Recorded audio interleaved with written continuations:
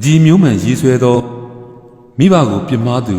မိတ္တဝိနကဂေါရမမြတ်စွာဘုရားရှင်ဇီဒဝန်ကျောင်းတော်မှာတရင်သုံးနေတော်မူစဉ်ဆုံးမရခက်ခဲတဲ့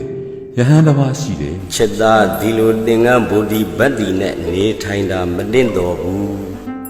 ဘုရားရှင်ဆုံးမတော်မူပေမဲ့ဘုရားရှင်ရှေ့မှာသာလိုက်နာဟန်ဆောင်ပြီးကြွယ်ရကြသူ့လုတ်ချင်ရလို့နေခြင်းသလိုနေတော့တယ်လွတ်လွတ်လပ်လပ်နေမှာပဲဘာဖြစ်လဲအဲ့ဒီယဟန်ရဲ့အပြုမှုကိုမနစ်မျိုးတဲ့ယဟန်တွေကဘုရားရှင်အားတိုင်တန်းကြတယ်ဟိုယဟန်ကရှင်မြတ်ဘုရားရဲ့စကားကိုပွဲရမှနားမထောင်ပဲထင်ရဆိုင်နေပါတယ်ဖေဟာဘုရားရှင်ဆုံးမတော်မူတာကိုတော့မနာခံပါဘူးဖေဟာအိမ်ချစ်သားတို့အဲ့ဒီယဟန်ဟာအခုဘဝမှာမဟုတ်ရှေးလွန်လေပြီးတဲ့ဘဝကလည်းဆုံးမရခက်တဲ့လူဖြစ်တယ်အဲ့ဒီယဟန်ရဲ့ရှေးလွန်လေပြီးတဲ့ဘဝအကြောင်းကိုဟောဖို့မြတ်ချတော်မူပါဖေဟာတပည့်သားကတို့ရဲ့တောင်းပန်မှုကြောင့်ဘုရားရှင်ဟာအဲ့ဒီဆုံးမရခက်တဲ့ယဟန်ရဲ့အတိတ်ဘဝအကြောင်းကိုဟောကြားတော်မူတယ်။လွန်လေပြီးသောအခါကတ္တဗဘုရားရှင်လက်ထက်တော်အခါကဘာယနတိပြည်မှာဂရေ80ကျွယ်ဝတဲ့တထေးကြီးတဦးရှိတယ်။အဲ့ဒီတထေးကြီးနဲ့တထေးကတော်တို့ဟာသီလသမာဓိနဲ့ပြည့်စုံပြီးတရားတရားလဲအလိုကောင်းသူတွေဖြစ်ကြလို့သူတို့လင်မယားဟာသောတာပန်ဖြစ်ကုန်ကြတယ်ယော့ဝနကြီးစိုးအိမ်မှာခြုံစရာဆောင်မရှိဘူးဆိုဆောင်လူပါတယ်ကွယ်ယူသွားပိုင်တာပဲလုံကြီးပေါင်ထားတဲ့အခါစောင်းပတ်ပြီးနေလို့ရတယ်အဲ့ဒီတထေးကြီးလင်မယားမှာမိတ္တဝိန္ဒကဆိုတဲ့သားတစ်ယောက်ရှိတယ်မိတ္တဝိန္ဒကဟာသီလဆောင်စည်းမှုလည်းမရှိဖေတို့အမေတို့လက်တော့အသက်ပြားတွေနိုင်ထားအောင်ပါတရားတရားလည်းကင်းမဲ့သူဖြစ်တယ်ကျွန်တော်တမင်မကြားတာနဲ့ကြီးမှမိအများလုံးပြေလို့မိမအညာအောင်မဘာဖြစ်လို့ဆုံးအောင်တင်းကိုစွန်ချင်းငါကျွေးအန်လောင်းစရာအသက်ပြားနေတော့မှာပေါ့ဒီလိုနဲ့ဖခင်တထေးကြီးဟာတနေ့မှာတော့96ပါးသောယောဂါနဲ့ကွယ်လွန်နှိစ္စရောက်သွားတော့တယ်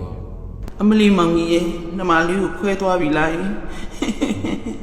မလိမ်မိုးမလိမ်မနဲ့ဒီသားကိုနှမလေးတယောက်တည်းဘလို့များထိန်းချောင်းရမှလဲမောင်ကြီးရဲ့မောင်ကြီးကတော့အေးလူလူနဲ့ခွဲသွားရက်တယ်နှမမှာတော့တီလာမတိတရားမရှိတဲ့သားမအတွက်ပူပန်ရင်ကြံရစ်ခဲ့ရပြီပေါ့ဟာအမေငူတော်လဲငါပဲလူတော်ကြီးလူနဲ့အဖေမတောင်းပါဖဲဝိုင်းခံရင်အကောက်ထဲကငါဘုံလို့ရတယ်ပွာပေါက်ပဲ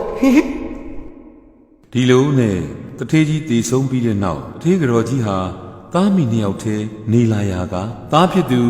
မိတ္တဝိန္ဒကကိုတီလစောက်တည်စီလိုတဲ့အတွက်လမ်းညွှန်မှုပြုတယ်။သားရီဒီနေ့ဟာဥပုံနေကွယ်ဘုံတော်ကြီးเจ้าမှာတီလတွားယူပြီးဥပုပ်ဆောင်ပါလားကွယ်။ဟာမေယာမစောင့်ချင်ပါဘူး။အရင်မရအဖတ်မရနဲ့။သားမင်းအရေရောအဖက်ရောရချင်ဒီနေ့ဘုံတော်ကြီးเจ้าကိုတွားပြီးတီလယူဥပုပ်ဆောင်ပါပြီးရင်တညာလုံးတရားနာပါအဲ့ဒီကောင်းမှုတွေကိုဒါသားလှုပ်ဆောင်ခဲ့ရင်အမေကအသက်ပြားတစ်ထောင်ပေးပါမယ်ကွယ်ဟာအသက်ပြားတစ်ထောင်ပေးမယ်ဟုတ်လား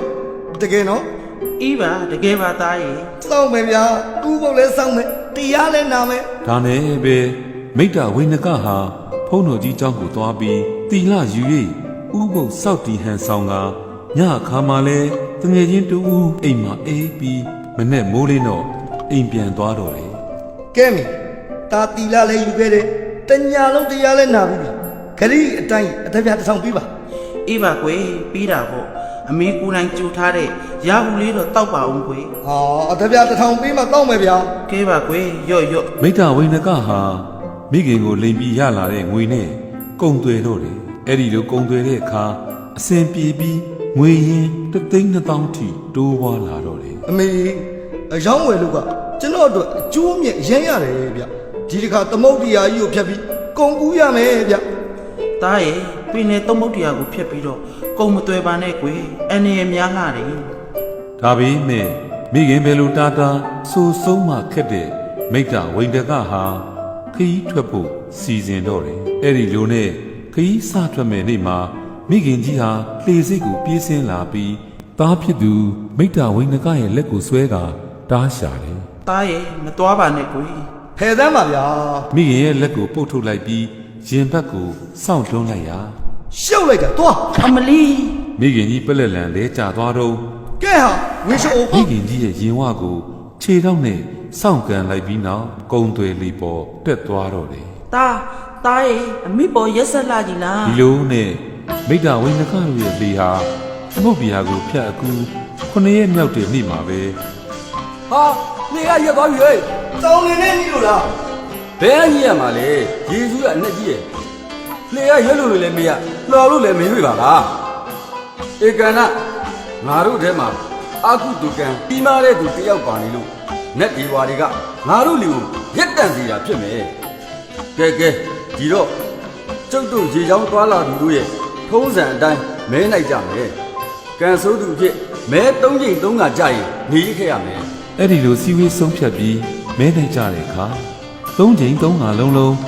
မိတ္တဝိနကပဲမဲပေါက်တော့တယ် လက်ဆက်တော့အာကုတုကောင်ကမိတ္တဝိနကဖြစ်နေတာကို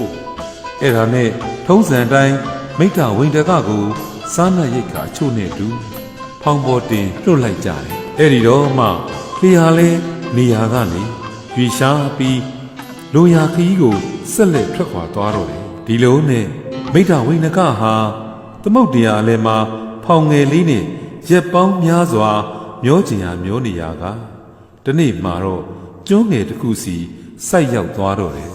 အဲ့ဒီကျွန်းပေါ်မှာဖန်ပိတ်မှန်နဲ့နေတဲ့ဝေမာနိကပိတ်တာမှ၄ယောက်ရှိရာ ဟောဧည့်သည်မောင်ကြီးပါလားနှမတို့ရဲ့ဗိမ္မာန်စီလိုက်ပါဆံမြန်းပါရှင် ဟာချုံးလာလေးပါလားသူတို့နေတဲ့ဗိမာန်လည်းလှလိုက်တာ မိတ္တဝိန္ဒကလည်းပိတ္တာမတို့နဲ့ပျော်ရွှင်စွာဆံမြန်းလျက်ရှိရာနတ်စည်းစိမ်9ရက်ခံစားပြီးတဲ့ဝေမာနိကပိတ္တာမတွေဟာ9ရက်ငရဲခံရမယ့်နေ့ကိုရောက်လာတော့တယ်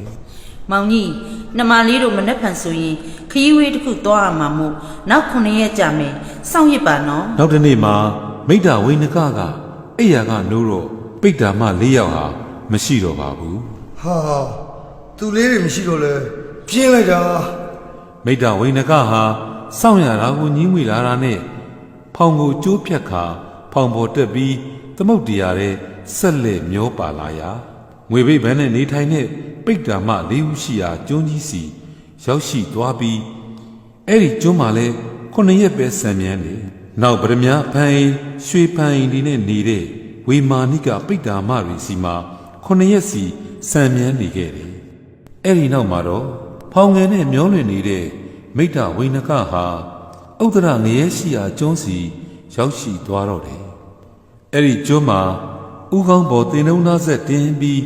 ဝေဒနာကြီးစွာခံစားနေရတဲ့တူတူနဲ့စုံမိတော့တယ်ဒါပေမဲ့မိတ္တဝိနကဟာအဲ့ဒီငရဲသားရဲ့ခေါင်းပေါ်ကတင်နှုံးသားဆက်ကိုဘဒုံမှာကြာလို့ထင်ပြီး အိုမိတ်ဆွေတင့်ကောင်းမောဘရုံမကြောင်ဝင်းကြီးကိုလက်ဆောင်ဖြစ်ပေးပါလား ။အိုးလူမိုက်ဒါဟာဘရိုမာကြာဝင်ကြီးမဟုတ်ဘူး။ဒါဟာတင်နှုံးဓာတ်ဆက်သိရလား မပေးချင်တာနဲ့စကားလွှဲပြီးမဟုတ်တာမပြောပါနဲ့အဲ့ဒီဘရုံမကြောက်ွက်ကြီးသာပေးပါလို့ ငါရဲ့အကုသိုလ်ကံအကျိုးပေးပြီးဆုံးပြီထင်ရဲ့။ဒါကြောင့်သူကလာတောင်းနေတာဖြစ်မယ်။ကဲရော့ယူ တင်နှုံးသားဆက်ဟာမိတ္တဝိနကရဲ့ဥကောင်းပေါ်ကြတာနဲ့ အမလေးဗျာနားလာကြည့်ဗျာလက်ဆက်တော့ငါဘရုံမကြောက်လို့ထင်ထားတဲ့အရာတင်လုံးသားဖြစ်နေပါလားအမလေးအာ ဒီလိုနဲ့တင်နှုံးသားဆက်ကြီးခေါင်းပေါ်မှာရွဲပြီးမိတ္တဝိန္ဒကဟာဝေဒနာပြင်းစွာခံစားနေရစဉ်အဲ့ဒီဥတ္တရငရဲစီလှဲ့လည်ရင်ရောက်လာတဲ့ယုဂဇုနှက်တစ်ပါးဟာမိတ္တဝိန္ဒကနဲ့စုံတော့တယ် အလိုတင်လုံးသားဆက်ကြီးခေါင်းပေါ်ရွက်လို့ဘာလားသွေးသိရှင်ရှင်တို့လေညက်လာပေါ်စိတ်ကြလို့ အချင်းရုပ်ကစိုးနဲ့မင်းကျွန်တော်ဟာဘလို့အာဟုတုကံအမှုကြောင့်ဒီလိုပြင်းထန်တဲ့ဝေဒနာခံစားငရဲလာနေရတာပါလေ အိုးအသင်ယောက်ျားသင်ဟာမိဘတွေရဲ့ဆုံးမရခက်တဲ့သားအဖြစ်ကြည်ပြင်းလာရာက မိခင်ကြီးကိုဆောင်တွန်းတဲ့အပြင်ခြေနဲ့ပါကန်ကြောက်ခဲ့တဲ့အကူသူကြောင့်ဒီလိုငရဲမျိုးခံစားရတာပါပဲသင်အကူသူကံမကုံဆုံးမချင်းခံစားပြီတော့ အာ မြတ်စွာဘုရားရှင်ဟာဆုံးမရခက်ခဲတဲ့ယဟန်ရဲ့အတိတ်ဘဝအကြောင်းမြတ်ကြွားတော်မူပြီးနောက်ဇတ်တော်ကိုပေါင်းပြီးတော်မူတယ် ချစ်သားတာဝကတို့အဲ့ဒီအသိကာလတုန်းကမိတ္တဝိနကဟာပြောဆိုဆုံးမရခက်တဲ့ယဟန်ပါပဲရုပ်ကဆိုးကတော့ငါဖျားပင်ဖြစ်ပေတည်း သာဓုသာဓုသာဓုပါဗျာ ကြည့်ရှုအားပေးကြတော့ပြတ်သက်ပေါင်းစိတ်ချမ်းသာခြင်းကိုယ်ကြမှာတွေပြည့်စုံပါစေလို့မြတ်မှုမူနေစာဒီမှာပြတာပို့တာအပ်ပါတယ်